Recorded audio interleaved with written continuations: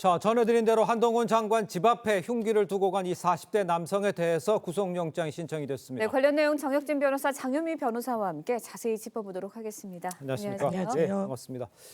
자, 먼저 제가 그 사전 개요를 다시 한번 좀 정리를 해서 설명을 해 올리겠습니다. 40대 남성 A씨가요, 지난 11일 새벽 한 장관 집 앞에 몰래 찾아가서 흉기와 이 점화형 토치 이거를 두고 간 것으로 확인이 됐습니다. 그러니까 이제 누군지, 뭐 범행 동기가 뭔지 이런 게 지금 밝혀진 상황입니까? 어떻게 봐야 됩니까? 일단은 뭐 누구냐면 이제 40대 남성이라고 지금 말씀하셨고요. 예. 그다음에 이제 직업은 무직인 것 같습니다. 네. 아마 이제 일용직 같은 것들로 근무하다가 이제 일을 뜨문뜨문 하는 사람 같고, 그다음에 어떤 정당에 소속이 되어 있느냐 그렇지는 않은 것 같은데 그 동기가 중요하지 않겠습니까? 그렇겠죠. 그 동기는 뭐냐면은 권력자에게, 한동훈 같은 권력자에게 자신의 심정을 표현하고 싶었다. 그런데 권력자는 자기 자신을 괴롭히는 사람이다. 이렇게 이야기를 갖다 했단 말이에요. 그러니까 한마디로 우리 사회에 불만이 굉장히 많은 그런 사람이 아닌가 싶습니다. 그렇군요. 네, 자택 앞에 위협적인 물건을 두고 간다는 거. 이런 때는 어떤 처벌을 받게 되나요? 일단 그냥 협박이 아니라 특수 협박으로 지금 의유를 하고 있죠. 위험한 흉기를 들고 자택까지 간 겁니다. 바로 집 코앞까지 간 건데 굉장히 보안 시설이 엄중하게 돼 있는 고급 아파트로 알려져 있는데 예. 거기 어떻게 들어갔는지, 또 그냥 주거 침입이 아니라 특수 주거 침입입니다. 흉기를 소지하고 들어갔기 때문에 보통 특수 협박 같은 경우에는 7년 이하의 징역형, 예. 그리고 특수 주거 침입 같은 경우에는 5년 이하의 징역형으로 상한이 정해져 있지 않기 때문에, 상한이 정해져 있기 때문에 비교적 양형에 있어서는 뭐 실형이 나오거나, 특히 주거 침입은 그렇지 않긴 한데요. 이 사안은 예. 일반 주거 침입과는 그 양태를 좀 달리하는 부분이 있습니다. 예. 뭐 권력자라고 칭하고 있긴 하지만 정치적인 테러의 성격도 분명히 함의하고 있는 부분이 있어서 예. 좀 엄중한 처벌은 불가피해 보입니다. 네. 그러니까 근데 지금 이 문제점이요. 네. 한 장관의 집을 사전에 답사도 했고 또 동선도 미리 짜놨다는 거 이게 지금 알려진 것 같아요. 계획범죄 정황이 짙어지는데 그렇다면 처벌 수위도 바뀌게 되는 겁니까? 어떻게 답해야 됩니까? 그렇죠. 사전에 답사를 하고 네. 동선까지도 미리 머릿속으로 딱 설정을 했다라고 하니까 어. 이런 거를 우발적이라고 볼 수는 없지 않습니까? 네. 이건 당연히 계획 범죄이고요. 그다음 또 중요한 게 뭐냐면은 범행 시간이에요.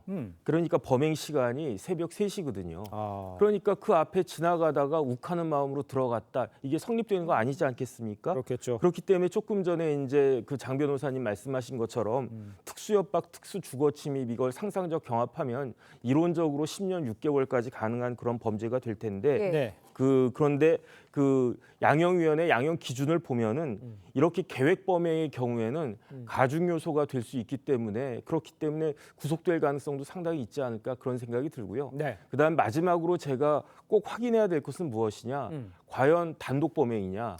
아니면 누군가 뭐 사주를 받았거나 누군가 뭐 지시를 받았거나 아. 이런 공범이 있었는지 여부도 그 반드시 확인이 되어야 될 것이다. 저는 그렇게 생각이 됩니다. 예. 네, 그런데 좀 충격적인 건 인터넷 검색을 통해서 한 장관의 집 주소를 알게 됐다고 하는 점인데 한 장관의 집 주소가 이제 지난해 한 유튜브 매체를 통해서 공개가 된 적이 있긴 해요. 맞아요. 그렇습니다. 지난해 11월이었는데요. 예. 유튜브 매체가 생방송, 생중계를 했죠. 한동훈 장관의 자택을 찾아가서 네. 뭐 문을 두들기고 뭐 우편물을 확인하고, 지금 주거침입 혐의로 이 수사를 받고 있는 상황인데, 이게 생방송 중에 영상이 그대로 송출이 되다 보니까 그 아파트가 어디인지, 동호수가 어디인지도 사실 알려진 부분이 있습니다. 지금 이 붙잡힌 40대 남성 같은 경우에도 인터넷 검색을 통해서 한동훈 장관의 집 주소를 알아냈다라고 하고 있거든요. 그렇다면 그 영상을 통해서인지, 아니면 그 영상을 통해서 2차로 가공된 정보가 인터넷상에 유포되고 있는 것을 예. 정보로 접했는지, 이 부분도 수사가 필요해 보입니다. 네. 자, 그렇다면 이제 한 장관의 집 주소를 노출했던 그 유튜브 매체 측에서도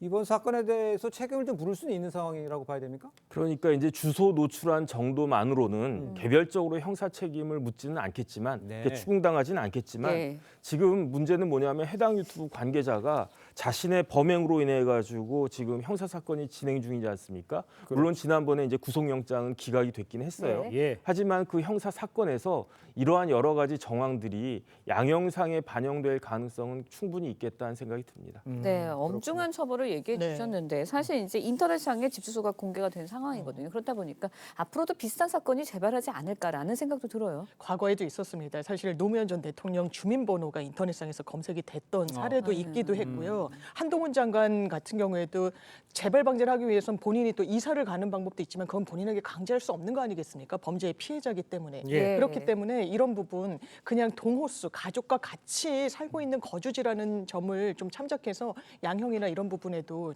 좀 가족 요소로 반영을 할 필요가 있어 보입니다. 알겠습니다. 자, 다음 소식도 좀 짚어보겠습니다. 지난주 열린 정무위 국감에서 배우 이영애 씨가 언급된 바가 있었습니다. 무슨 일 때문이었는지 영상을 보고 이야기를 나눠보도록 하겠습니다. 이승만 기념관 관련해가지고 이영애 씨가 5천만 원 기부를 했습니다. 그런데 거기에 대해서 지금 굉장히 공격을 받고 있죠. 속칭 좌파라고 하는 세력들이 집단적으로 뭐 린치라 할 수준까지 공격을 하고 있어요. 근데 이런 분은 저는 국가에서 나서 적극적으로 보호를 해야 돼요. 그러니까 이영애 씨가 이승만 기념관에 5천만 원을 기부한 이후에 일부 야권 지지자로부터 이제 공격을 받고 있다 네. 이런 주장입니다. 어떤 공격들을 받고 있었다고 하는 건가요? 그러니까 이제 야권 성향의 특히 유튜브 같은 곳에서 예, 사실 참 입에 담기도 그 곤란한 그런 표현을 통해 가지고 명예훼손적이고 모욕적인 비난을 가하고 있다 이렇게 볼 수가 있겠는데요. 예. 사실 이영애 씨를 싫어하는 사람이 누가 있겠습니까? 예. 그러니까 결국은 이영애 씨한테 저렇게 비난을 하는 것은 결론은 뭐냐면은 이승만 기념관을 건립하는 것을 방해해야 되겠다. 그런 부분들에 대해서 굉장히 불만이 많다. 이렇게밖에 이해가 되지 않는 것이 아닌가. 예. 저는 그렇게 생각이 됩니다. 예, 네, 그렇군요. 이영애 씨를 이제 국가가 나서서 보호해야 한다라는 의견도 일각에서는 일고 있는데 할 수 있는 건가요? 사실 이영애 씨가 가진 특수한 이제 지위라는 게 보훈 관련한 예. 기부 행위를 했고 이승만 전 대통령 기념관 설립에 5천만 원을 기증했다는 예. 거 아니겠습니까? 그렇죠. 그런데 그 보훈과 관련한 한 행위를 한 부분을 더 보호할 수 있는 법적 근거는 사실 없는 것이고요. 아. 좀 무리한 언론 보도 내지는 좀 지나친 과도한 명예훼손성 어떤 사실 적시, 허위 예. 사실의 적시가 있다면 현행 규정으로 뭐 명예훼손 내지는 정보통신망법상 명예훼손 등으로 처벌은 가능해 보입니다. 그러니까 이영애 씨 입장에서는요, 그냥 기부를 했을 네. 뿐이잖아요. 기부금만 냈을 뿐인데 이 논란이 확산돼서 이영애 씨 자신도 상당히 곤혹스러울 것 같아요. 이 상황을 맞이할 때 보면. 그런데 이영애 씨가 이야기한 건 굉장히 상식적인 거예요. 네, 네. 우리나라 대통령 여러 분 계셨지만 과오가 있는 분들도 있고 그 공도 있지 않습니까? 그러면 과오는 과오대로 역사에 남기고 공은 공대로 인정을 하자. 그다음에 이제 이승만 대통령은 어떤 분입니까? 우리나라를 건국한 건국 대통령이잖아요. 특히 그 사이에 어떤 일이 있었냐면은 북한의 무력 침공이 있지 않았습니까? 그런데 이영애 씨가 뭐라고 이야기했냐면 네. 북한의 무력 침공으로부터 이승만 대통령이 우리나라를 지켜내지 못했다라고 하면 예. 그럼 우리나라가 북한과 같은 그런 나라가 되지 않았겠는가? 아무리 지금 좌파들이라고 하더라도 예. 북한 가서 살라고 그러면 누가 살겠습니까? 예. 제가 봤을 때 이승만 대통령의 과도 물론 있지만 그것보다도 공은 훨씬 더 큰 것인데 이렇게 이승만 대통령에 대해서 반대한 사람들의 생각은 무엇인가? 그러면 진짜 북한과 비슷한 생각을 갖고 있는 것이 아닌가? 많은 사람들이 이렇게 추측할 수밖에 없지 않나 하는 생각이 듭니다. 예. 네, 말씀 들어보니까 이제 정치적인 성향이 다르다고 해서 무차별적인 비난을 한다면 선뜻 이게 누가 앞으로 기부를 맞아요. 하기도 좀 부담될 것 같아요. 부담스럽죠. 특히 연예인분들이나 많이 얼굴이 네. 알려지신 분들은 기부가 상당히 위축될 수밖에 없는 부분이 있는데 예. 꼭 정치적인 현안이 아니라 기부를 많이 한다는 이유로 공격을 받은 뭐 연예인들도 있었으니까요. 뭐 그렇기 때문에 이게 뭐 김윤아 씨가 다시 재송환되고 있기도 한데 네. 정치권이나 아니면 이제 정치적인 평가를 하는 데 있어서 본인의 판단을 좀 존중할 필요는 저는 있다라고 생각합니다. 이영애 예. 씨 같은 경우에도 뭐 시아버지가 뭐 군인 출신이셨고 예. 본인의 친부는 6.25 참전 용사시기 때문에 특히 이런 주제에 관심을 많이 갖고 있었다는 거 아니겠습니까? 예. 더더군다나 다른 전직 대통령에 대한 기부도 했었다는 겁니다. 그러네. 재단에 네. 후원도 하고 예. 그런 여러 면이 있는데 딱 잘라서 물론 이승만 전 대통령이 정치적인 공과 역사적인 평가가 엇갈리는 부분은 있지만 과도한 공격은 자제하는 게 맞는 것 같습니다. 그러니까요. 자신의 의지와 상관없이 그 네. 다르다고 해서 공격하는 건 좀 이해가 안 되는 부분도 있습니다. 이뿐만이 아니라요. 이영애 씨를 둘러싼 논란 또 있습니다. 최근 한 유튜브가요. 이영애 씨와 김건희 여사와 친분설을 주장했다가 이영애 씨가 반박하는 일까지 있었습니다.